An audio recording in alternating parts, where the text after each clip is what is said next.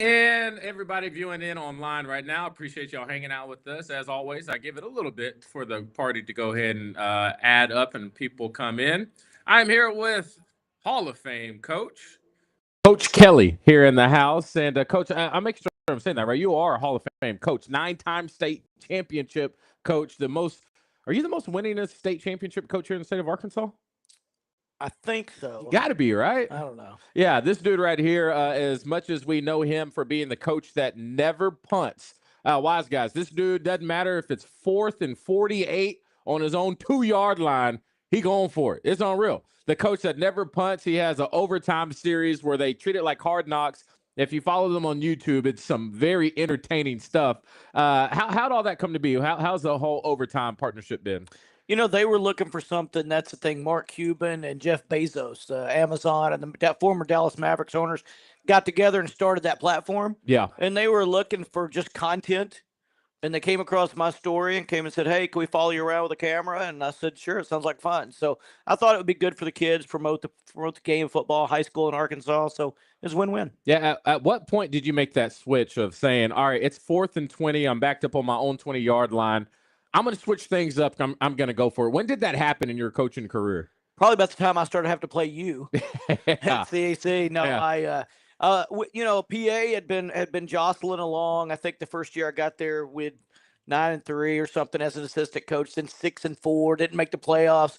We were mediocre, slightly above team, and I wanted to go, hey, how can we be better? And I'm a math guy, so I kind of did my own numbers as before analytics and came up with a few things, started doing them, and they started having success. I started doing them a little more, and then it turned into something. I get it. So what we're going to do here tonight, I got Coach Kelley in. It's that time, y'all. We're transitioning. You want to figure out how the Razorbacks going to do in the second year under Coach Petrino's system. Taylen Green, the starting quarterback for the Razorbacks.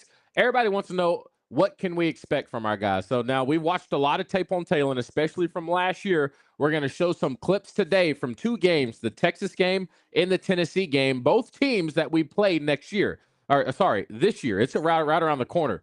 First game. It's technically next month, right? Late August is our first game. Wow. A month away from our first game. So I'm very excited about that. But as we talk about this tape and kind of get into it, I've had a really good chance to hang out with Coach Kelley on 103.7 The Buzz and with my other counterpart, Kristen Reaver and Justin Acree. And he comes on once a week, and we've built a good little friendship. And I think we share the same perspective on approach and style. And I also learned, too, that you've also had some really good friendships and mentorships. A good friend of yours is probably arguably the best coach of all time, and Bill Belichick. What is that friendship like? Man, it's been awesome. He reached out to me a long time ago, and when you get to know those kind of guys, I've gotten to know Nick Saban. They like to be around successful people in any business, in any sport, at any level, and I think that's the first time he reached out to me. And I was doing a thing at Notre Dame, and he said, "Hey, come watch our Sunday night game." And they were playing the Colts. And I came, got to know him then. We've developed a friendship, been friends ever since, and it turned into cool things. And I've learned a ton of football and had some great times.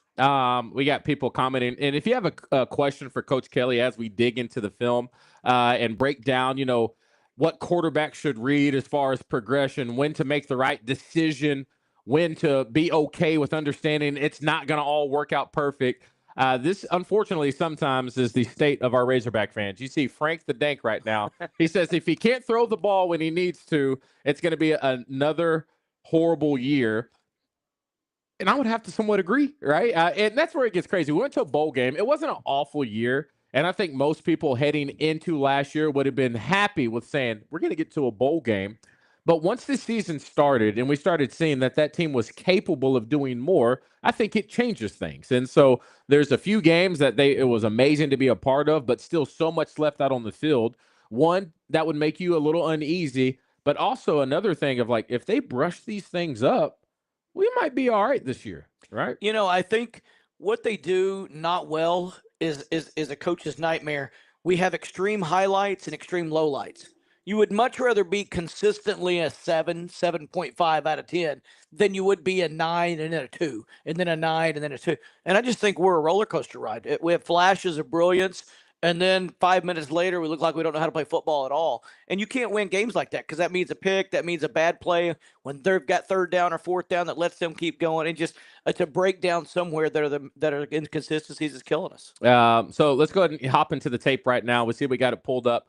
And this is some clips from breakdowns that we did last year. This is something we're going to do all throughout the year. After each game on 4th and 5, we're going to have breakdowns. The big ones will be Monday night. So after the Razorbacks play on Saturday, you watch your professional football on Sunday. We're going to be here live at the Mainline Bar right here at Oaklawn, and we're going to do a full 2-hour show breaking down everything from the game leading up into Monday Night Football. So it's going to be, I'm very excited for the season, very thankful for the partnership with Oaklawn. And if you have an opportunity to come out on Monday nights, after we wrap this up, we have game night, all right, and we give away money. I get gift cards for over $200 right over here to the left, and we also do another $100 cash giveaway.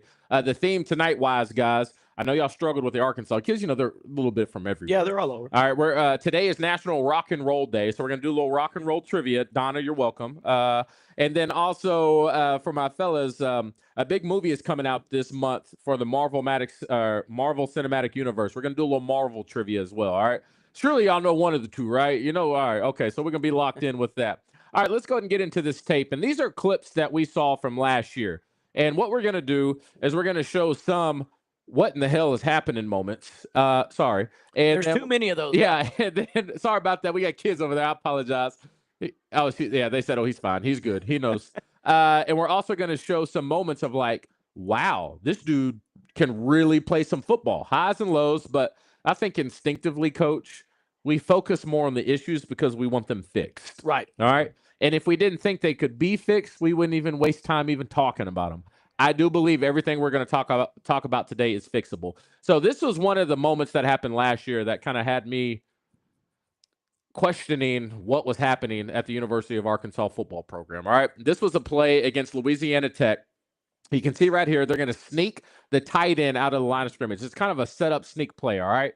And so Taylen Green is going to use his eyes. He's going to roll out to the left to try to get this safety to come with him. And that's exactly what happens. You talk about a perfectly drawn up play. And they sneak that tight end that you see highlighted in white out of the backfield, a complete misdirection type play right here. And he does so good. Hold on. I think the tape is going to move here in just a second. Yeah. Look at my guy right here. Number 47. I don't know if he's caught a ball all year. So they saved him, right? And this should be an easy touchdown out of the gate.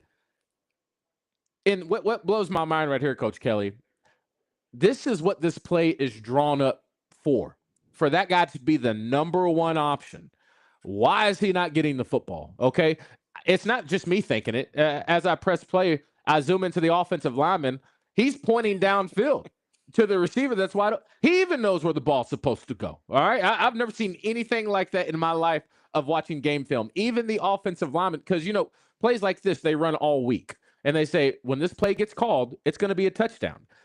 What happens in the mind of a quarterback right here?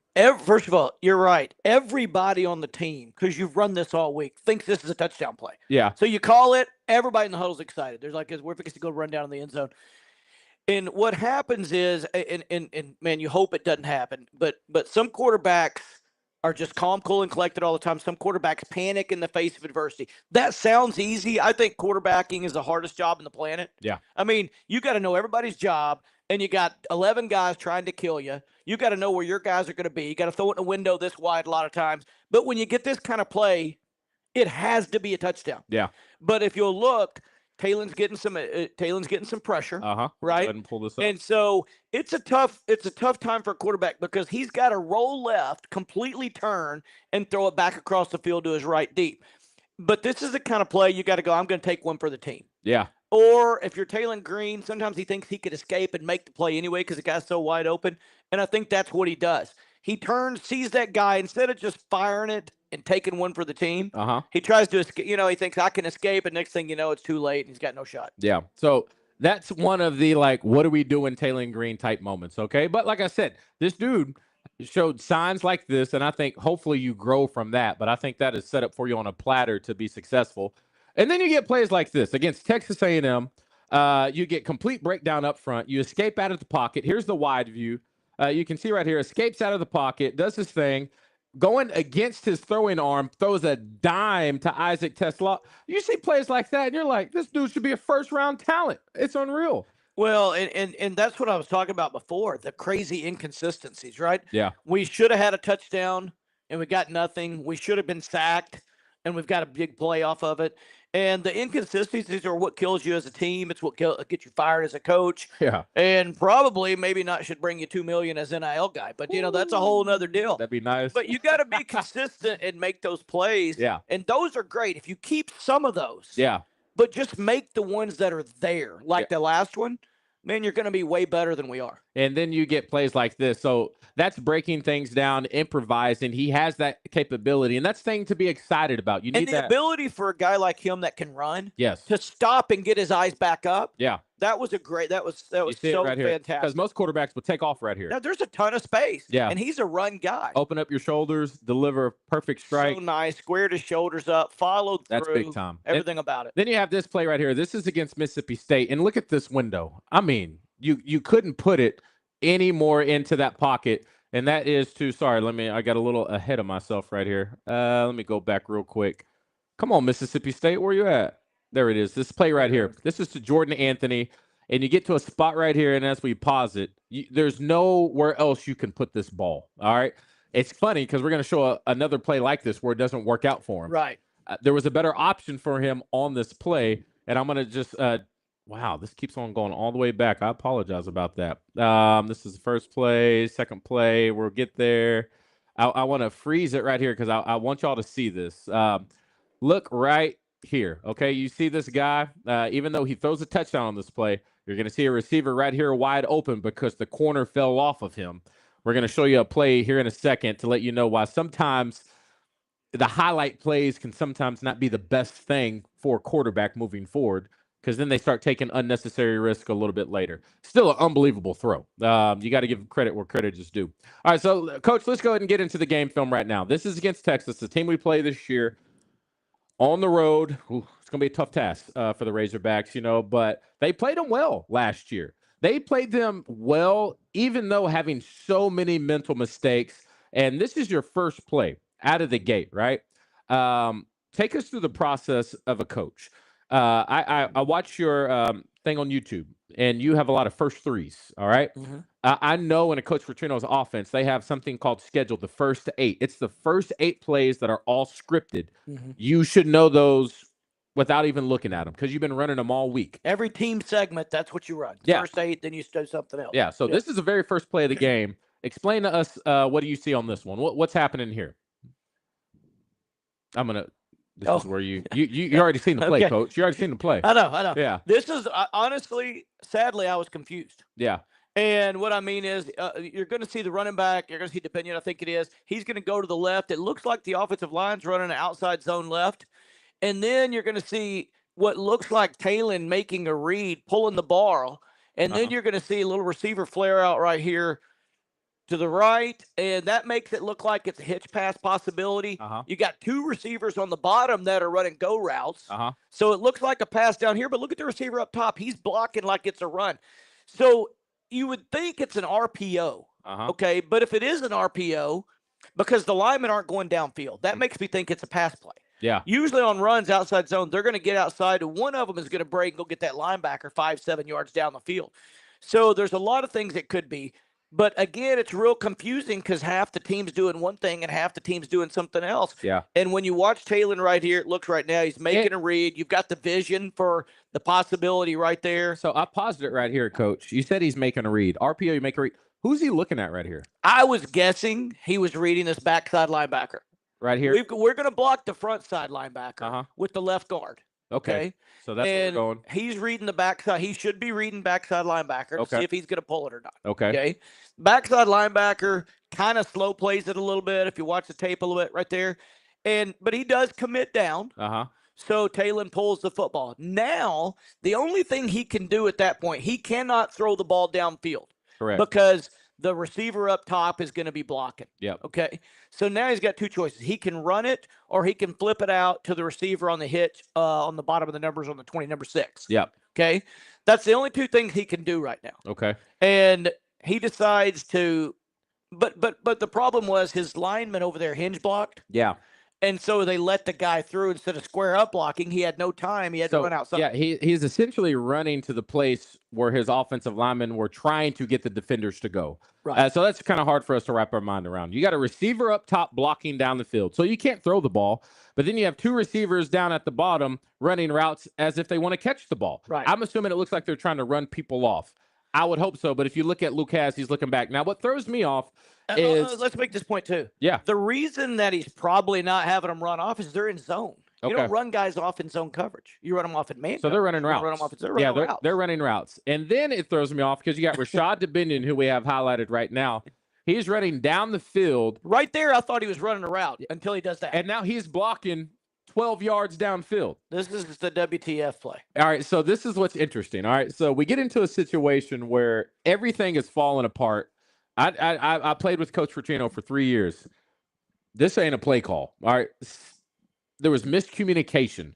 In a year two, Taylen Green, do we get less of these things to pop up? You know, is he going to have the maturity to make sure that everybody's on the same page before they break the huddle? He has to. Yeah. I mean, and I think he will. I mean, second year in a system, quarterbacks are a lot better. But hopefully the maturity. The problem is going to be and we'll see something later on that makes me think maybe we don't. Mm-hmm. But we certainly should in year two. You should always be better. That year of experience, there's nothing like it. But the communication at some points, and some of the times he himself is the only one that's wrong on a play, makes me wonder if he understands the concepts of the play. Yeah, we'll dig more into that here in a second. And once again, if you have questions for Coach Kelley, now's the time to ask. And if you're here, if you have a question for Coach Kelley about Taylen Green, you can always step up to the mic and we'll put you on the camera. You get to see some people right now are chiming in, and they're saying in regards to Taylen Green, he has the brains. He's shown moments of yes, and he's shown moments of no. Give him a chance this year. It's not overnight or a single-year system. I say that DJ and all the Hogs he's had on here have said the same thing when it comes to progress, and I agree. And this leads us to another point. For Taylen, it's year two.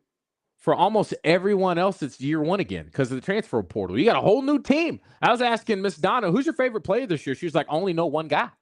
You know, besides that, it's a whole new team. You know, is that also not stressful as a coach, needing to teach them all over again every single year? I think it's the most unfun part of today's college game, right? Yeah.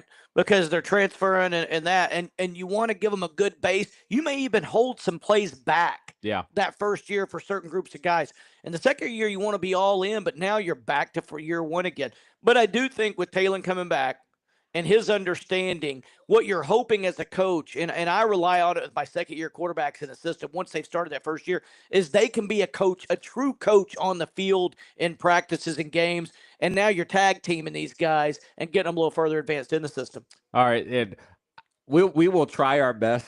Coach, we got to do good on this because that was just one play and we spent 10 minutes on it. All right. So we'll try. And that wasn't even a good play. Yeah, it wasn't even a good play. We will try our best to keep this moving along. But this is how it goes for meetings for these teams. That's why they're always so long of teams going There's over. There's so much wrong on this play. It's what wrong. Makes it I spend too much time on it. All right, let's go ahead and get to our next play. We'll just rewind it. Once again, you talk about the options of trying to figure out what exactly is going on. Was it a draw? We don't know. All right, let's go and get to this next play. If neither one of us know, that's a problem. That is the issue, especially somebody who grew up in this system. I feel like I should know. This one's a little bit more straightforward. You got a concept right here. Now, you saw this play develop.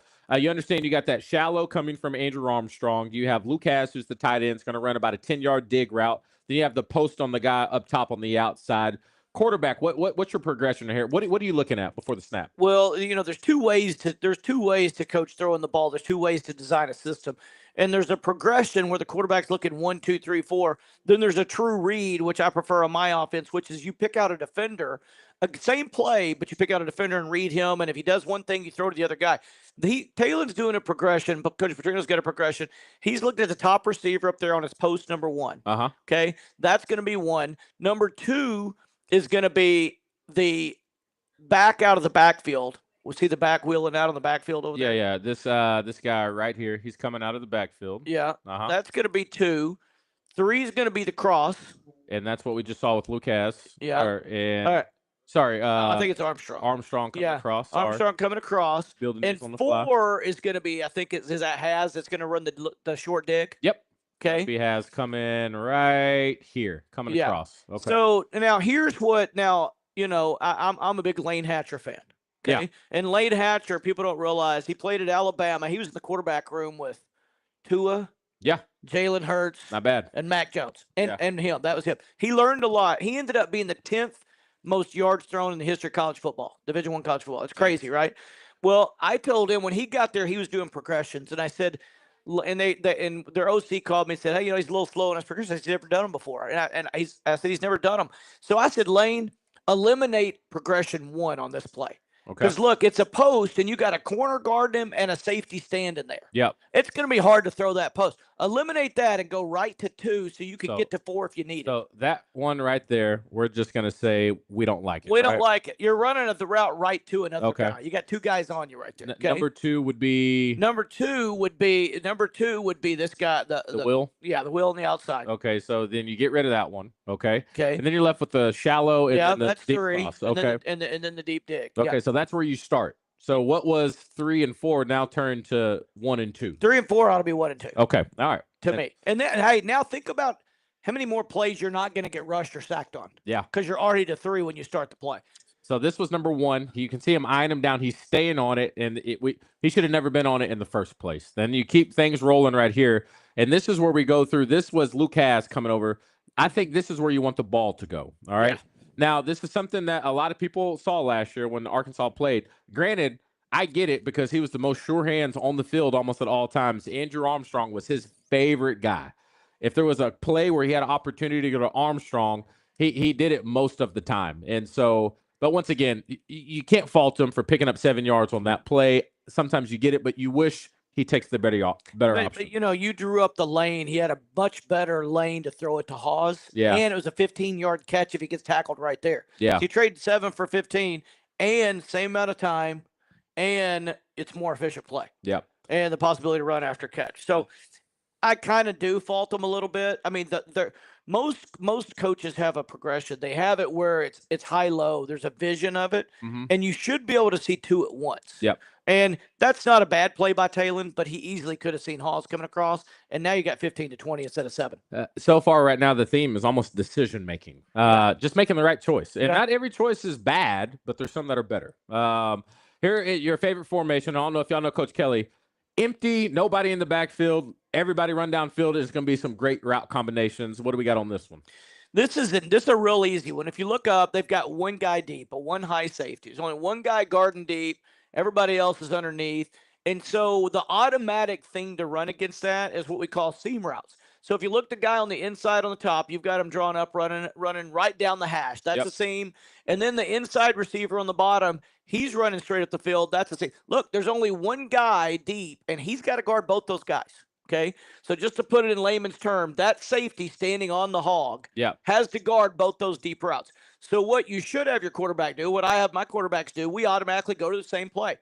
If you start off before the ball snaps, it's called a pre-snap read, and that guy is whichever one the safety is closest to, we're throwing to the other guy. Yeah. We're going to say set hut, look the safety off. He's definitely shaded more to the right. Yeah, he's only 2 yards or 3 yards inside the hash where that safety's lined up. Look how far he is away from the bottom guy running the seam route. Yeah, much further. Much further. He's got a lot of ground to cover. So we're making him have to cover more territory, and we're going to have the ball to him before that. So what you do to help it, you stare at your receiver on the left because the safety's already over there. He wants to go to that guy. Stare at him. He's going to take 2 more steps, and your boy's going to be wide open on the bottom. So as you play right here, you can kind of see it develop. Stop it right there. Once again, that's your shot. That's your shot. Yeah. And Taylen's looking left the whole way. So I thought when I started watching the play for the first time, I'm like, what a great job looking off that safety. Yeah. And the safety he's over there, baby. Yeah.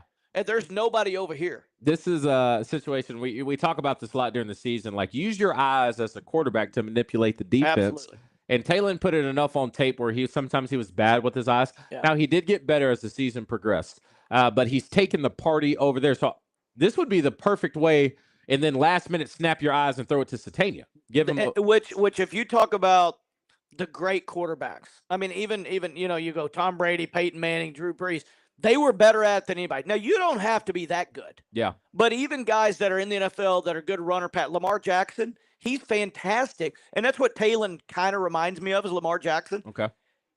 But Lamar Jackson's great at this too. If you want to be good at quarterback in the SEC, you better be able to manipulate with your eyes, like you said. Hell, Aaron Rodgers didn't look at me half the time he threw the ball to me. Yeah, right. It's unreal. I've never seen anything like it in my life. One time he hit me in the face mask. I was like, what? He did it on purpose. I didn't know it's coming. But then this happens. Everybody remembers this play against Texas. Talk about sucking the wind out of that stadium and the excitement. And this is where, you talk about, once again, progression. All right, so if we're going to do this, let's at least give yourself the best chance in throwing a high-risk ball when you don't have to. And I know what people are going to say. Broden had brick hands. Last year he did. All right, let's call a spade a spade. All right, and this should have been a catch, but I don't think it was the right read. You talk about, took a little one too many hitches, but then you look at the situation. 2nd and 1, you're playing against Texas. You got momentum going. You got them off the scoreboard. Take what the defense gives you, right? Yeah, and the guy you've got in red, that's number 2 on the. If you're going to do a progression there, that's number 2. Yeah, and that's an easy C, that progression. Again, it sounds like we're just cracking on Taylen, but you've got to be better than this. You can throw it in the middle of 3 guys, or you can throw it out there. How many yards does a guy in red out there make? Yeah, I mean, after the catch, Yeah, he gets maybe up to the 45, 40, on the opposite side. On the opposite side. Yeah, I mean, on the he's going to opposite make side. 15 yards on 2nd and 1. Yeah. And it's a sure 15. Positive 15. Yeah. And so this happens. You remember, first of all, number 7 for Texas was a dog. He was really good. But you get into the situation, and this is where you got to catch this ball, right? Right in the hands. I don't agree necessarily with the read, but still at the end of the day, catch it. Yeah. you still got to catch it. Oh, Lord. You're in the SEC playing for the University of Arkansas. You got to catch that ball 10 out of 10 times. That's hearing footsteps.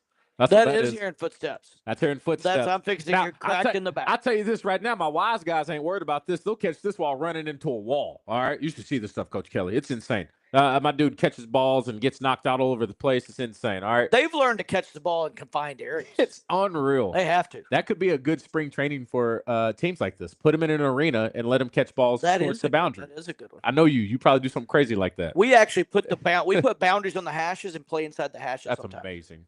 Phenomenal. All right, let's keep it rolling. Rough day for the Hogs right there. But once again, Texas, they convert points on this one. And here's another situation where it kind of gets down to decision-making, where sometimes, yes, the play is called and designed right here to go to Isaiah Satania, but sometimes experience should take over of being like, all right, it's 3rd and 3. Let me just do what I need to do to keep the chains rolling. That's what happens right here. Satania comes behind the line of scrimmage. There's going to be a great block. You can see it wants another RPO, so he's reading that guy, and he gets it to Isaiah. But at this point, number 7, who showed up again, was all over this. Now, I will say this. I love Coach Petrino, and I'm hoping he's not watching this, but I will say I'm not a fan of the play design of putting your smallest receiver front side trying to block one of the bigger and best DBs of all of college football. I don't think that's the right move. You have to be aware of your personnel. Sorry, Coach. Let me say this from his side. And, man, when you're calling plays and formations, and some plays go with different formations, and it's not just this play goes with this formation, it's easy to get locked in on the play and flop the sides. Yeah. And that's probably what happened right here, because there's no way he wanted to put Satania out there as the lead blocker on the. That's Jordan Anthony. That's Jordan Anthony. He's fast now. Don't get it wrong. Right. He's fast, but he's a little light in the draws. All right. But the thing is, this is 2. When you see it, just look at this angle right here. Okay. Yes. If you get the ball out sooner, then maybe Isaiah Satania turns this up. But once again, look at Taylen. He sees all this developing in front of his eyes. You would hope a year 2 Taylen Green would say, you know what? Let me just go ahead and do my thing right here. I'm extremely dangerous with my legs. And you see this lane open up. Look at it from this side. Once again, y'all, this is against Texas. I don't think Taylen Green's supposed to take that ball and go to the right. Are you sure about that? I think he's supposed to read it and stay in the pocket and run right through. Either take it and run there. Okay. Or take it and flip it out. Interesting. But not run and flip it out. Oh, no, yeah. I agree. One of the 2. But when he runs, he gets it out too late because he takes 3 steps before he throws the ball. Agreed. If he takes it, make his decision, and flip it out, I think we got a big play. And if he does that, imagine Isaiah Satania one-on-one with that safety right there with all that space. Yeah. That's a touchdown. That's a touchdown. Even if Taylen wants to run it, maybe a touchdown. I'm going to show you all a few things that should have been touchdowns against this Texas game. And this was interesting. Coach Petrino, the sideline reporter during the game, said, Coach Petrino did ask Taylen, why didn't you just run the damn ball? Oh, sorry, we got kids in here. Apologize about that. But let's go ahead and keep this thing rolling. Well, with Coach Petrino quotes, it's going to be a few bad words in A there. few here or there, right? All right, here's another play right here where this is product of needing to be poised. I think he struggles with poise, but also in Taylen Green's defense, his offensive line did not allow him to create any confidence. And so you see right here, this is a deep crossing scheme. You're going to see plenty times when he had an opportunity to get this ball to Andrew Armstrong, but he gets out of the pocket. The right tackle and tight end, they get a holding call. And once again, we're at a situation where we're trying to get in field goal range or scoring range. All right, but we'll talk about that here in a second. Now, Coach Kelley, when I see stuff like this, once again, I really do think Jaquindon Jackson, he struggled up top a lot because this isn't the first time I've seen him make some mental errors on small stuff like this. Oklahoma State game, y'all remember that one as Razorback fans? We should have won on the road. Awful, right? They ran a screenplay to Jaquindon Jackson, running back screen. Offensive lineman released downfield. It was beautiful. All the defensive linemen rushed upfield. Taylen was ready to dump it off to Jaquindon. He was backside cut blocking somebody. And he was the number one option on the screenplay. Right. It's called for you. Yeah. And so you see right here, miscommunication, a little run play action. Jaquindon runs to the wrong side. Taylen's faking it to nobody. And then you get this situation right here. He's looking at Andrew Armstrong right here. And you said there's multiple windows where he can throw this to Armstrong. You got one window right there. Sorry, ESPN wrote all these yellow lines on there. And then you see Taylen eyeing this guy in no man's land, and we keep going. And then you get another window where he can throw it over the top, but he gets out of the pocket. Now, as we run this back, explain to me, Coach, could you ask your offensive line to do any better right here?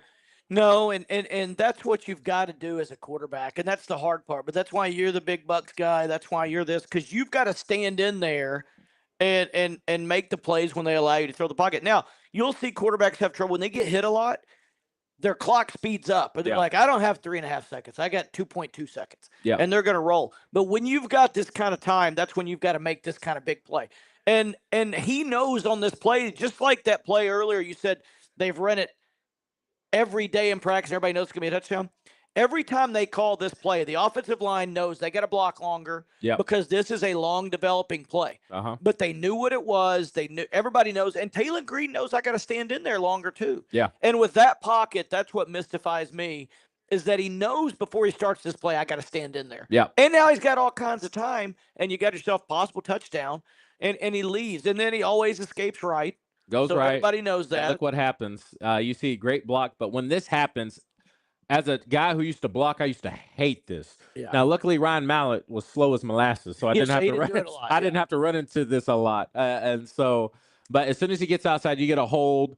There goes the flag. You're moving on Texas, and then you get a 10-yard penalty. Just kills the momentum.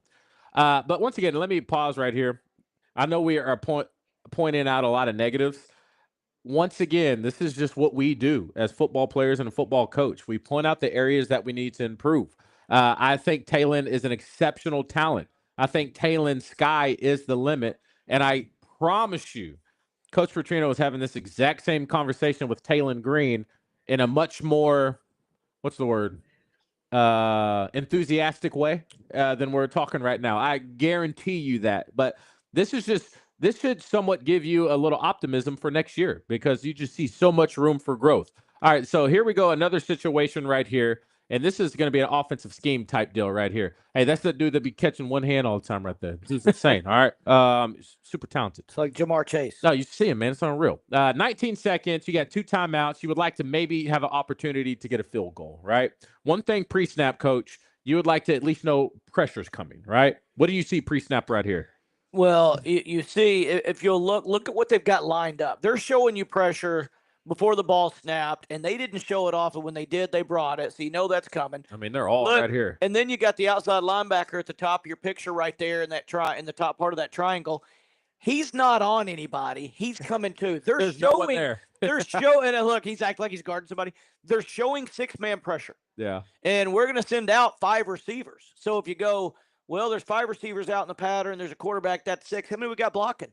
We got 5. Yeah. How many they got coming? They got 6. They're showing us that one guy's going to be free. Well, that means automatic hot route. Yeah. I mean, got to be a hot route. And Taylen should know this. And like in a situation like that, he really doesn't have an option. I mean, you have, who is this? Armstrong down right here. You're going to see him come across. And yes, you got to think, you got 19 seconds left. You don't have to score a touchdown. But if you get this ball out quick, he maybe picks up an extra 10 yards, and then you got a timeout, and then you're trying to get in field goal range. And so, and the inside receiver, if he sees that, it just runs a slant. yes. I mean, he's just catching and running for days. That's why I he's feel got like the ball 1 second. Set out, throw it. If he would have saw that they don't have that, they don't have it in. We got to. I know we don't. Cause we don't have it in. Don't have it in. Talk about it. That's year 2 type stuff. We only get these guys for 1 year, Coach. All right. We only got for 1 year. That'll be week 2 type stuff right there. I agree. All right, here gets another situation, and this is, we talked about this too with Taylen Green. This handoff situation is becoming an issue. Okay, you see right here, Lucas comes across the line of scrimmage, and these little read play options, they just don't work out too well for us. No, it seems like the running backs are hesitating at the mesh point. That's what they call when the quarterback's about to hand it off and he's got to make that decision. They call that the mesh point. I guess you got 2 people in the ball there. But what you want your running backs to do is run through there so that if the guy we're not blocking right there, the read guy, so that he has to commit if he wants to stop the running back. I agree. Because if he runs through and hesitates, that guy can stop and he can take quarterback or running back. I agree. And that's happening on every read play I've seen from Arkansas. And Taylen's never sure what to do with the ball, I think. Yeah. And then he keeps it and he has to hesitate and it's over with. I'm like you. You're going to see this on tape a lot. And Coach Petrino, I'm sorry if you see this. I just think it's not the best design because you're going to see every single time Lucas comes across, it makes the guy they're reading, like you said, hesitate. And it's giving him an opportunity to see what happens and make the play. And then even right here, if you're Taylen Green, what are you looking at? The back of Lucas's jersey? I mean, the vision to even read the guy, it's just so muddy. And why is that designed? I don't Stop know. And play with that guy and then leave him there? It's bad design. It's bad if it is, and I don't know that it is. No, we got to get rid of that one, Coach. We got to move forward. I had a quarterback. Remember Freddie Knighton? Yeah, Freddie could run a little bit. Yeah. Right. He could run a lot of bit. And I put in a few read plays. I don't have any read plays for a quarterback. I put in a couple read plays so Freddie could run. It lasted 3 weeks. Done with it. That was it. Because it's this kind of stuff. Yeah. If everybody doesn't do it, it's like running the triple option. If it's not perfect, it's awful. Yeah. It's awful. All right, let's keep it rolling right here. This is going to be a 1st and 10 situation, and we get into the whole progression thing again. This is going to be it's going to be mirrored routes on the bottom, but we'll focus up top. You got Lucas, a tight end, running about a 5 to 6 yard out route. He's going to curl it up because he understands the coverage, and he's going to sit in the hole. And then you got the outside little 6 to 7 yard stop route, okay? And this is where we kind of get into progression once again. And Taylen needs to understanding pre-snap. If he just opens his eyes, he should see how these plays develop and makes the easy throw. But you see right here, he takes it on the outside. Now, one thing I also want to note, too, when you look at these receivers, you got an experienced Andrew Armstrong. I'm not sure who that is up top. I'm sorry. I apologize. No disrespect meant. Yeah. Armstrong's already broke down. I think this receiver up top is taking it too deep at the same time. I think he pushed it to maybe 8 to 9 yards. Or, sorry, he pushed it to maybe 7 to 8 when it should have been 6 to 7. Mm-hmm. And now, if you don't think a yard matters in the SEC, you're crazy. Yeah. Somebody put it in the comments right here. It couldn't have been a more perfect comment. This is from Hog Blitz. He says, Petrino's offense relies heavily on timing routes. The ball is in the air before the cut. Do you think Taylen needs to improve dramatically? One, yes, but so do the receivers. Yeah. This receiver, he went a yard too deep, and it threw off the timing. However, I still don't think that's the right call or the right ball. I think this one should have went to Lucas, right? Look at him right here.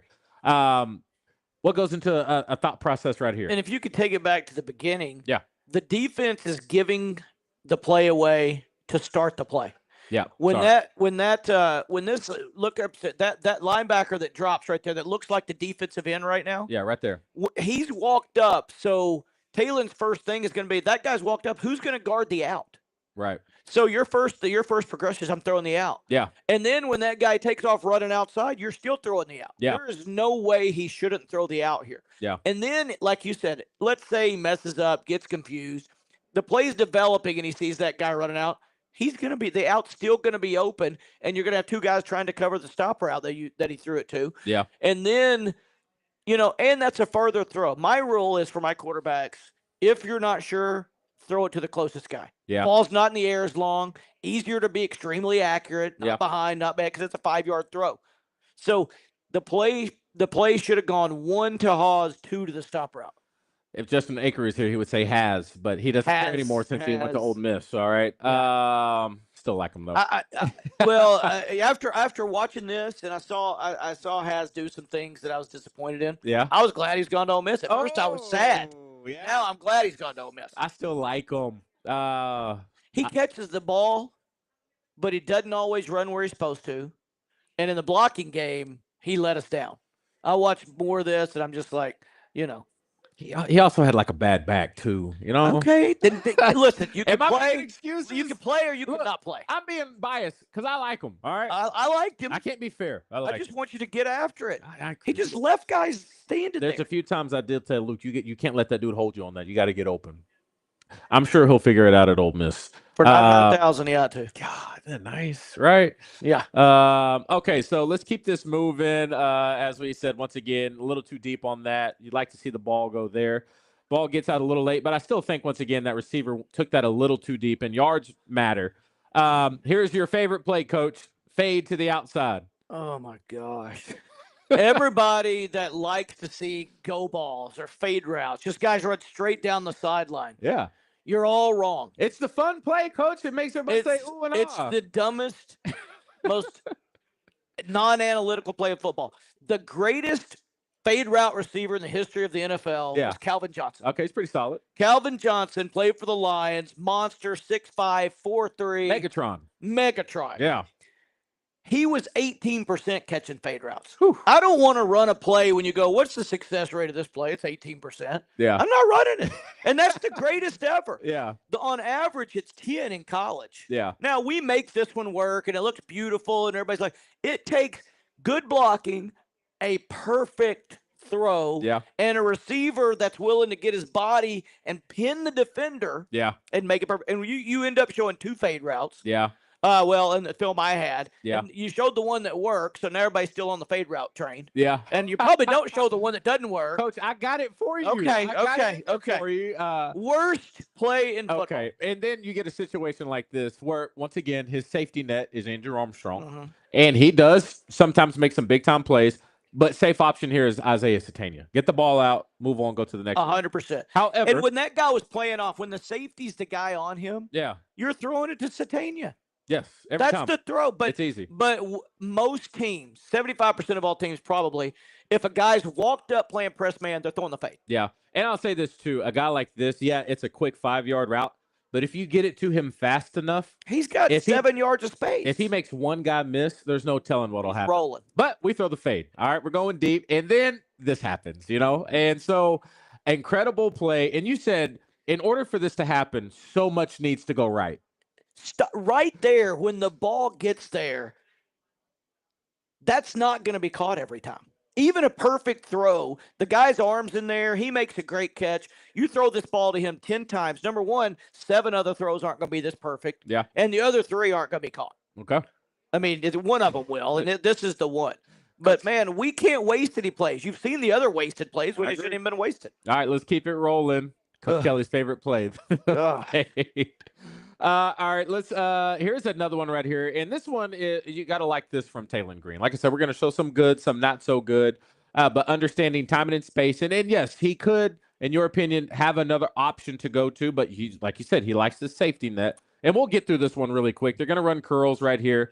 He does a good job with his eyes, not eyeing down where he wants to go automatically. Obviously, he wants to go to Andrew Armstrong.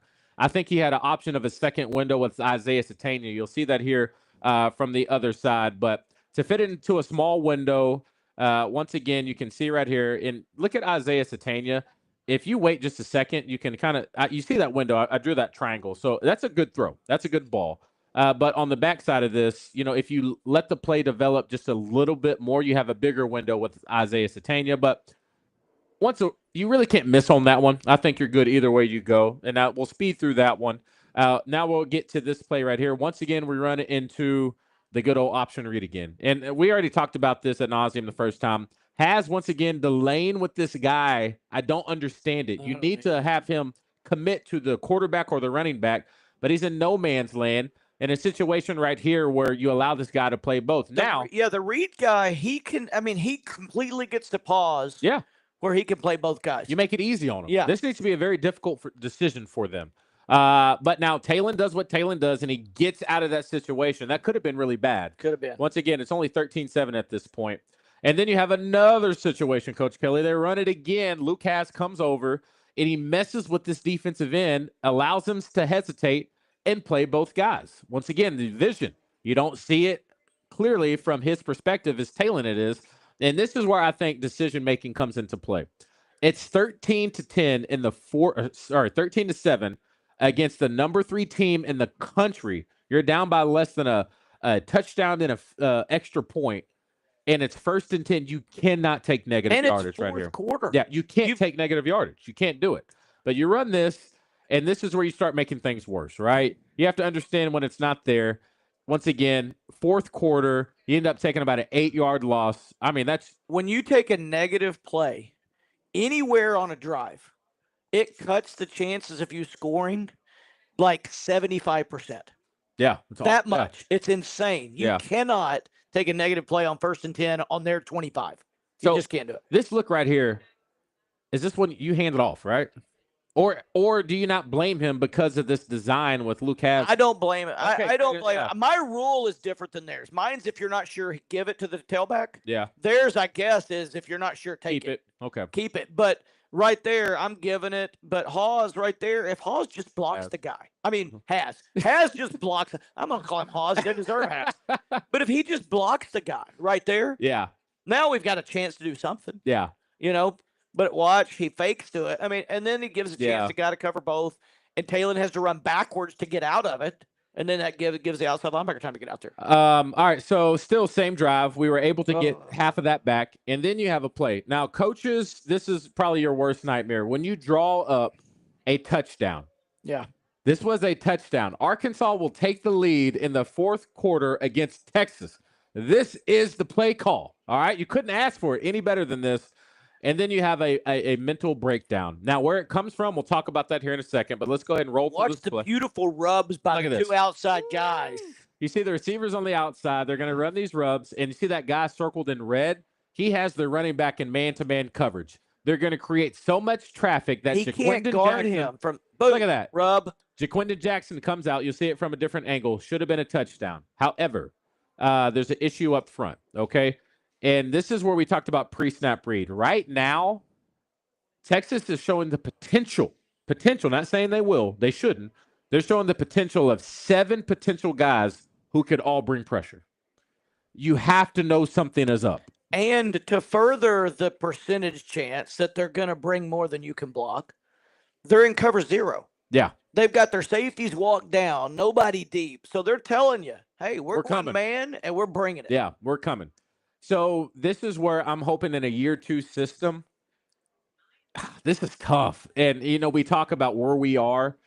I don't even put this on Taylen. Now, would a more experienced quarterback, knowing that he has an offensive line that struggles, does he say, easy, easy? Are we good? You know what I mean? Yeah. Pressure's coming. You don't want a quarterback to have to do that when it's so simple. But look at this A gap. You see this right here with my mouse? You're not good, though, because they're showing 6 for sure, maybe 7. And on this play, you got 5 receivers going out. They've got one more guy than you can possibly block. Yeah. And you've got to throw a slow developing long pass play down the field. Yeah. You've got no chance. If it were me, depending on how well I can make a check, I'm going to make sure if pressure comes from somewhere, it'll give me the most time to try to get the ball out. It ain't going to come from A gap if it's me. It ain't going to come from the A gap, right? And so here, as we play this, look at this. It comes from A gap. They let a guy run right through the middle of the line of scrimmage. That's the closest guy to the quarterback. Oh, and by the way, that's the fastest guy that was lined up on the line. Yeah. If that's not your T tackle that's lined up right there. If they're going to bring more than you can block, it needs to come from the outside. It has to come. That gives Taylen a chance. And so I think this is more on the center because if you look at the offensive linemen, you have slide protection on the backside. They were going out to that stand-up defensive end. And so the center, I think, just went the wrong way on this and gave up But a he touchdown. did that several times this year. So I don't know if it's designed or if it's him. Yeah. And then once again, you can see if he gets that ball out, it's a touchdown to Jaquindon Jackson. And that one hurt right there because you had the number 3 team in the country in your own backyard against the ropes, and you can't make it happen. That's too much of an ask for Taylen Green to make that throw. Another team we're playing this year, good old Tennessee, okay? And I told you about my boy, and you see what's happening right here. We talked about the speed option. And this is cool because Taylen Green is doing this on his own. Yeah. He sees what's happening, and he's trying to get to a speed option. What is he looking at? This is the best thing that I saw him do in the run game right here. He recognized the defense. Look at the overload on the left side. Okay? Yeah. On the bottom of the picture down there, you got stand up, DN down, guy on this side. You got 4 guys on this side of the ball. He looks up, sees a little space up there. He's like, oh, God, this is easy. And this is a great play for this. He's got, hey, speed option. Yeah. We got numbers, and the one guy we're going to leave, I'll make him commit to me, this guy and right I'll here. pitch it out, and we'll be rolling. Yeah. So perfect setup on this one. Yeah, perfect setup. Great play call. Great play call. That's a great by Taylen Green, making that check in live time and live action. You see right here, you get these 2 guys out, and you pitch off the guy. But then it kind of just gets a little crammed up. The spacing's not there. Explain this to me, Coach. All right, so when you look at – here, I'm going to bring up another point. My guy right here. Why is he – speed option, what are we doing as a running back? He's supposed to go. He's supposed to what? Supposed to go. No false steps, no anything. He's going to go right. So right he's now – going to go. Get some space between him and Taylen Green. Like I said, you need Jaquindon. Why he takes this counter step left, I'll never know. He needs to be going 1,000 miles an hour. He doesn't know what's going on. There's no excuse to make this counter step right there. And I zoom it up here in a second. How do you, as a coach, because this pops up a lot with Jaquindon Jackson, okay? I just don't get it. You take this right here, counter step in the wrong direction. How many times on a coach do you give a guy a pass for not knowing what to do, no matter how good he is? Yeah, I mean, there comes a time where it doesn't matter how good he is. If he's costing you on the field, he can't make up for that no matter how good he is. And this is a guy that does very well for the Razorbacks. There's just a few mental mistakes here or there. If you look in my office, and you'll see the number one thing about being a great football player isn't hustle, going 100 miles an hour. It's knowing your job. Yeah. Because if you don't know your job, like if you're the left offensive tackle and you can blindside somebody like they do in the movie and block them up the stands, but you block the wrong guy and leave your guy unblocked, it doesn't matter how good you are if you don't know your job. It doesn't matter how good a tailback you are. If you don't know your job and you mess up the play, and this play's a mess up. Yeah. Partially by him, then by Taylen too. Yeah. Either play's not going to work. No. And so, you look and you go, 1 time, shame on you. 2 times, shame on me. 3 times, I'm an idiot. So you get 2 of them, and it's over with. He's had 2 this game. Somebody just asked, and we kind of just showed that right here. Does Petrino let Taylen Green change the play at the line of scrimmage? Did on this one. That's what it looked like. That's pretty big, and that'd be good for the Razorbacks moving forward. All right, let's go ahead. Speaking of moving forward, Coach, I'll tell you. Right there, Taylen's got to get closer and make that guy commit, and then pitch the ball out. Agreed. Stopping right there, that guy, again, can guard both guys, just like on the other reads he makes. Not a good look for the Razorbacks. All right, look, we're tight on time. Like I said, we could talk about this all day. This is what I don't like. You make the wrong false step. You jam it up, and then watch this reaction, all right? Body language is a lot, Coach. A lot. I'm a huge body language guy. Watch right here, Jaquindon Jackson. He starts pointing at somebody trying to blame someone else. Can't make it. It just drives me nuts. He'd be out so fast. It drives me nuts. Frustrating. Let's skip ahead to a few of these other plays, unless you really want me. We got to get to the 4th and 1 place. We will. You want that fade route I was telling you about that you said? Yeah, show it quick. We won't. Okay. We won't stop. I'll get there. Okay. Ooh, that's a tough one. 4th and 1. All right, here goes your fade route. Is this your fade route? Yeah, that's it. No, that's not your fade route. Where's your fade route, Coach? This is the good play design right there with the double crossings with the. Hold on, I'll get to your fade route. That's a great play right there. That's a good play. That's a good play. Okay, I want to say this. This is leading up to the 4th and 1 right here. Now, the Razorbacks, they convert this one. They're going to hand it off to Braylon Russell, okay? But look at the action right here from Jordan Anthony. See him kind of set up right there? It looks like, in my opinion, Coach Petrino was also trying to figure out how they would respond to this motion in the backfield. Absolutely. Because as we pick that up, We get down to a situation where we had a false start, got back up to it, but it gets to a 3rd and goal. You see my guy Jordan Anthony, that same type of motion, and then he comes behind the line of scrimmage, and then you get right here, perfect play call. Easy walk-in touchdown. Ooh, you can't have that, Coach. You can't.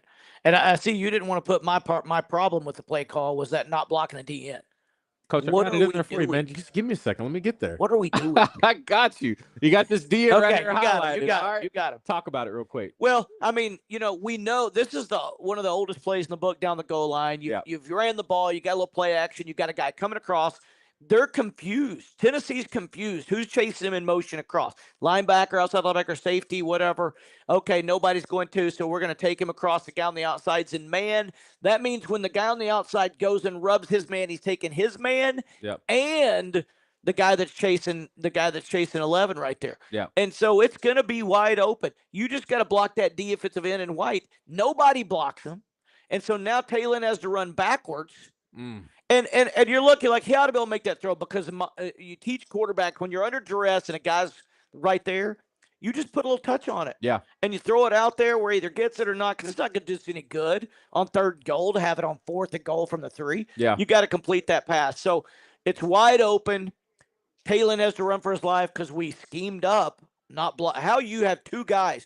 Tackle block down and running back runs right past him. It's like, what are we doing? And like I said, we'll give him some grace on this one. But I will also say he's still got to throw a better ball. I've got a chance to talk to Taylen a few times in person, and he would even say, this has to be a touchdown. You trying to roll it back? No, I just pushed later. Yeah, thank you. An apple. Yeah, it'll take off. It'll go off here in a second. Thanks, Coach. All right, let's go ahead and keep it rolling right here. Now, we did beat Tennessee, all right? I think we should have dogged Tennessee. We should have beat them. They weren't playing well on offense. We should have beat the dog out of them. Yeah, and so once again, you kind of hate to have that because that'll come back and haunt you in games when you need it. Yeah. All right, and so let's keep it rolling. This is a play where, he had a good rollout. I'm going to get to your fade play that you love so much. All right, here we go. Nope, this ain't it either. It is. Oh, we got to talk about this play, Coach. You know what I'm talking about? Yeah. All right, let's get into this play right here. Walk us through this one, too, because we get into another situation where we do that read zone. Bad read once again. Yeah. But the guy slow plays it, makes it tough. Yeah. Tennessee was eating this up all day. He ends up taking a tackle for a loss. But if you go back, look at the options you have right here. Example of why I say if you're not sure, give it. Because your running back's going downhill with the ball if you give it, if you're not sure. Yeah. At least you're getting back to the line or getting a 1 or 2. But watch the running back after he doesn't give it. Yeah, hold on, wait. Sorry. He runs right there. He's got a nice hole. They've got it blocked up nice over there. So the other one right here, as a quarterback, if you have an option to throw the screen, how fast do you have to make that decision? You got to get it and flip it. Right now. I mean, we call it flipping it out there. You got to get that thing. We do no right foot movement, step left towards your target and throw the football. It's set up for it right here. Just imagine if he gets that ball out, you make something happen right there. But just once again, when you take a closer look at this angle, once again, it's just you allow a guy to cover both players. And so if this needs to be one of their top things they should have worked on in the offseason, because if they go back to this, it's killing them in a lot of these games. I honestly think Taylen is not confident in these type of plays. And that little hesitation's hurting them right there. Yeah. All right, we're going to go ahead and skim ahead to get to Coach's favorite play. I promise it's in here somewhere. Here we go, Coach. There we go. All right, here we go. Your fade play. One of your favorites, all right? But it's set up with the out route. And once again, percentage on this play, 18%. No, that's for Calvin Johnson. For Calvin Johnson. It's between 10 and 14 in all other levels. And so once again, you get into a situation. Once again, you would like Taylen to go ahead and make the smart play right here. You have the out wide open. It's 2nd and 5. It's first quarter. You're only up 3. You need to get some momentum going. But even then, Coach, it was a good ball. It was a good ball. That's my point. You're playing to my point. Yeah, it's a good ball. We still don't catch it. You couldn't ask for a better ball there. But that's what you've got to have. Everything has to be perfect on those. It's a back shoulder ball. Even though we'd like Tesla, I think if Tesla would have had another year, he may have transferred as many times as he was open and he didn't get the ball. He didn't get the ball. But you see right here, back shoulder. AD, you catching this? Ooh, that's perfect. But once again, a very low percentage. The low percentage catch. I mean, you might have a guy's hand in your face mask. It might be in your pants. I mean, you don't know where the thing's going to be. and you got to come down with that ball falling on your back. I mean, it's just a tough catch. I wanted to show that play because Oh, God. I wanted to show that play because Taylen has the ability to make those throws. He does. If you dial him up mentally to be on every single snap of the ball, he could be extremely dangerous. You know, we still got some work to do. Coach, here we go. 4th and 1. You got to have it. This is the second worst play of the year. The whole year? The whole year. What's going on here? What are we drawing up? All right, so what you've got is, if you look at the two receivers up top, okay, you got the one off the line, you got him. What they're going to do is they're going to rub and run their routes, little rub and runs, okay? Your back is your little up back right there, you circled in red. Yeah. He's going to do, and this is, I love this. He's going to give up, and remember how we said that Hawes was faking those blocks and going to the next guy? Yeah. When you do that, guys guarding, you take your eyes off and think, oh, he's blocking. He's not going out. I'm not going to guard him. Yeah. And then you take off and you bought yourself a wide open pass. Mm-hmm. So he's going to fake the block. They're rubbing his guy and he's faking the block and he's going to leak right out there in the flat. The outside guy's going to take that corner deep and you got nothing but space out there. That is one. In this play, the other two guys aren't even options. They're not. They're not options. You got one option here. Kansas City runs this play on 3rd and 4th and 1. The Chiefs do. Yeah. And it's beautiful, and I bet it works 85, 90% of the time. Uh-huh. And we run it, and it works. Wait, let me take this back. It should work. Okay, fair. 100% of the time. Fair. If it looks like this. Yeah. So you're offensive coordinator in the booth, and you dial this up. It's for sure first down. Yeah. Oh, no telling they couldn't have lined up any better. Yeah. That corner playing off, it's over. Okay, so over. Then you get here, and Stop then it looks like you're looking right at him. He's looking right at him. Throw the ball. And if you go a little bit further forward, he's even more open. It's unbelievable. And then watch him. He glances out. That's your first guy. If he's remotely open, you throw him the football. Yeah. And then this is what drives you. He stops. He's looking. Look, the dude's open. And now you're looking back in the middle of the field. He's looking on 4th and 1. What are we doing, right? All right, I'm going to tell you what happens, all right? So you come to the sideline, and then you see a red-faced Coach Petrino, all right? And did he ask you, what are you thinking? What does Taylen Green say right here? I think Taylen Green did not know it was 4th down. I think he thought it was 3rd and 1. Oof. I really do. And I think if you watch the play, he wants to throw a throwback across the field over here. Is that Armstrong coming across? Yeah. That's his boy. That's his guy. That's his boy. I really think he must think it's 3rd and 1 because there's no way you don't throw that ball on 4th and 1. You take the first thing they give you. This is what it's drawn up to do. That's it, 100%. That he threw that. If they ran this play 20 times in practice this week, he threw it to him 20 times. 100%. Because if he didn't, he did. He got that butt shoot. All right, so we keep it moving right here. 4th and 1, and then you still catch it, but knee is down. Y'all know the rules, okay? So we'll go ahead and move forward. We get no first down. We turn over on downs. Right turn there. it over. We had an easy one. We find ourselves in another 4th and 1 situation. Oh, my gosh. Okay. You didn't show. They showed the receiver was lined up on the number 2. Yeah. Okay. He goes in motion inside and then comes right back. That's a return route. Uh-huh. I call it sometimes idiot motion because it looks like an idiot going in, come back out. But the corner, and what Petrino did is he found something on film. When they go man-to-man, they're in press man, but you put the guy in motion. He plays off. He goes off. Well, if he goes off, then all you got to do is run across the line and get the quick throw. The beauty of it is the ball's on this hash. Yeah. That makes it an even shorter throw. The ball's not in the air very long. It's easy to be accurate. The D-back doesn't have as much time. It's a one-man route. All the other 10 guys don't matter. Are not even going out for a pass. Yeah. Nobody else is going out. You have to throw this ball. So Petrino learned from the last 4th and 1 and goes like, if I gave him 3 options, he didn't throw it to the one he should have. I'm not giving him but one option. You got one. You get one option. You got no excuse. All right, so let's go ahead and play the play. And here we go. All right, you see, once again, he's there. He's looking at him. Now, my problem is part of coaching-wise, he's got the football down at his waist. Yeah. You never want that. But that aside, that's his dude. Nobody else. There's no other possibility. The guy covering him is back here. You can barely see him. That's an easy first down. Easy, and it's short side. It's literally a 7-yard throw from where Taylen's standing. So what is he looking at? Oh, wait, let me go back. He forgets there's only one guy. What is he looking at now? Now he's looking to see another receiver. There's no one out there. I know. And that's what causes the hesitation and the almost making of a first down. All right. And almost. I know we're showing these clips. All right. That's our last clip. All right. And thanks for going through that film with me. Now, that didn't sound too optimistic. All right. But that's why we're here. All right. Because all these things that happen, I do believe Taylen is capable of being better. It's just about how much better. And you as a coach, because, there was things last year. Is Singleton going to get a shot? Yeah. Are these other guys going to get a shot? But they are so adamant on Taylen Green. You have to think that he's showing stuff that makes Coach Petrino, out of all people, know that this is my guy moving forward. So, offseason, what needed to happen for him to get these mistakes cut down? Well, number one, Petrino committing to him that he's your guy. Yeah. And he is. I mean, you can't play him all last year and then start all over this year. No. I mean, you're too invested in him. And I do think he'll get better. I think that's a play he's going to make this year. Those last two plays, he's making those this year. He's throwing the football. He's confident. He learns it. He knows he's got to throw that football.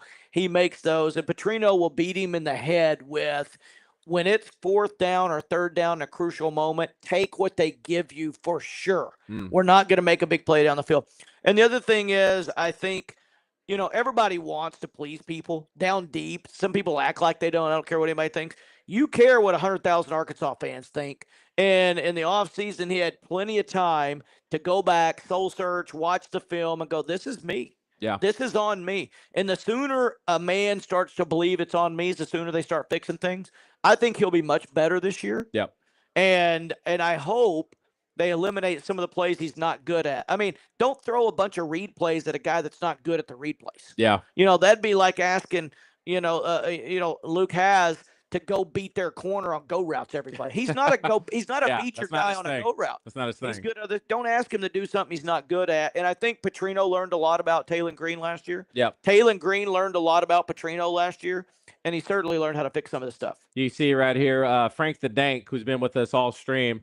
He says, I got to get off the stream. It's pissing me off. Frank, chill. All right, relax. All right.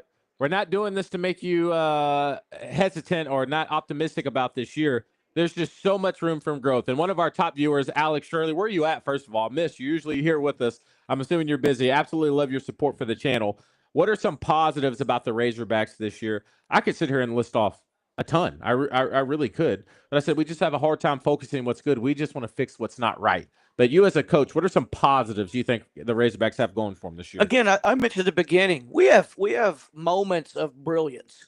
And those brilliant moments, if we can build on those and have more of those, and just like we saw, those 4th and 1s, those are easy fixable. Taylen, on 4th and 1, this is who you're throwing the ball to. He's wide open to it. Those are so easily fixable. So the brilliant moments are there, and the moments where we made mistakes are really, like you keep saying, easily fixable. And you never know when that 4th and 1 play is going to make the difference in the game or not. Mm-hmm. We kept the ball. They didn't get the ball. We go down and score. And those happen all the time. Those 3rd and 1, 4th and 1 little mistakes we made. And we're going to fix some of those. Yeah. I believe in Petrino as a football coach. Yep. And I think he's going to have Taylen Green a lot better this year. And if you ask me, would you rather have your quarterback back or all 4 receivers back? I'll take my quarterback back every 100%. single time. And now he ought to have, if he's not out spending that money, he ought to be in there studying that film and learning this offense backwards and forwards. Communication problems, like you talked about, are going to be less and less, to the point where he's going to look at his guy that was going to the wrong side in the backfield and go, hey, you've been wrong 5 times on this last year. This is how you go to on this. Just, and that little stuff right there. And I think that command and that confidence is going a long way. And I think we beat the over that Oakland set for us and wins. All right. I like it. Real quick, once again, appreciate everybody hanging out on the chat. Coach Kelley, you're up to our highest viewed stream right now. We had Joe Adams in, Tyler Wilson in. Oh, Jack. I think people just like watching football tape, all right, and try to figure out what's going on. We tried to make it presentable, like where they can understand. Yeah, we try. I do see why he was mad, though.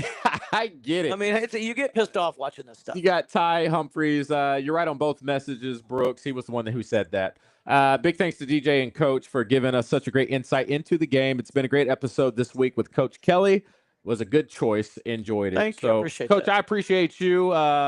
Always a pleasure hanging out with you. And once again, if you want to hang out with us each and every Wednesday on The Buzz, we're in the zone from 10 to 1. Coach Kelley joins us.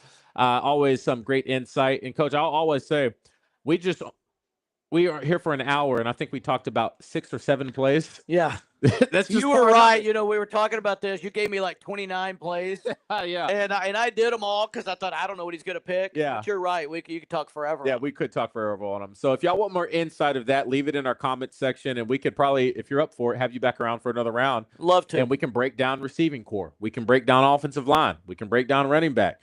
Defense, there's a lot of question marks on that side of the ball. We can talk about them all. Now, it's hard to review tape on a lot of these guys because they're all new. All right? So that'll be a tall task, but we'll see what we can do. If you could have one position get dramatically better this year, what would you want it to be?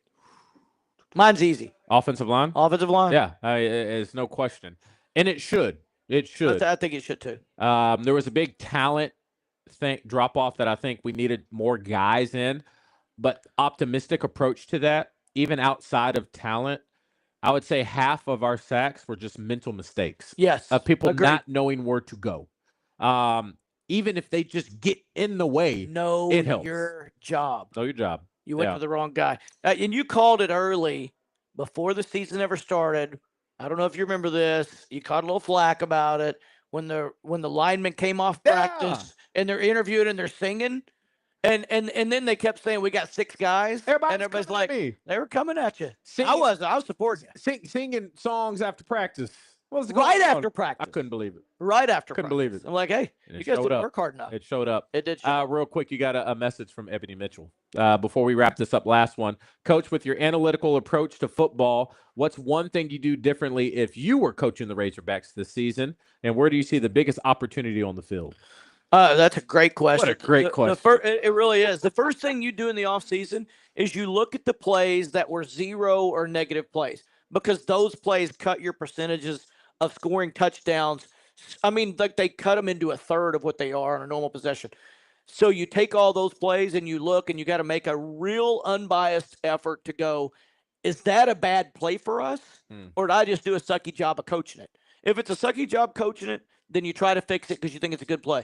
But if it's a bad play and we're just not going to be good at that, you've got to be man enough to throw that out. And if you throw out the ones we don't do well and stick to the ones we do, it just sounds like it's going to be better. So I spend probably 2 months in January and February throwing out the bad plays that we've got. Some plays I love that I think are good, but you got to throw them out. I think if we do that, that's what I would do. You got that, babe? Locked in on it. All right. That was a great question. That was a good question. All right, Coach, I appreciate you. Appreciate you for your time. And everyone at home, I always encourage you, if you ever want to come out, ask Coach Kelley questions on purpose, you can always do that. What we're going to do now, we're going to hop off the stream. You can hang out and play if you want to. Coach Kelley does like trivia. All right, he's a big gamer. All right, and so if you want to stick around, this is what we do for people who show up. You have a chance to win a gift card for $100. You have $50 and $30. That's for round 1. Round 2, you get 4th and 5 merch. And you also get a Venmo or Cash App of $100 if you're first place. It is rock and roll. It's National Rock and Roll Day. So first round, we're doing a little rock and roll trivia. We're going to see what you got going up. We put it up on the screens. People hop on their phone. It's really cool, multiple choice. And then round 2 is going to be a little Marvel trivia for all of you little nerds out there like myself. Getting very excited for the Fantastic Four movie coming out, even though Superman comes out a week before. I'll be watching both of those. You're a big movie guy. I'll watch them both, too. Watch them both. Coach Kelley, I appreciate you for your time. We're going to go ahead and hop off stream, and please come back anytime you like. This is big time. I love this. You love it? Isn't this fun? This is awesome. This is fun. Coach Kelley, you're the man. Appreciate y'all watching 4th and 5. We'll clip this up and send you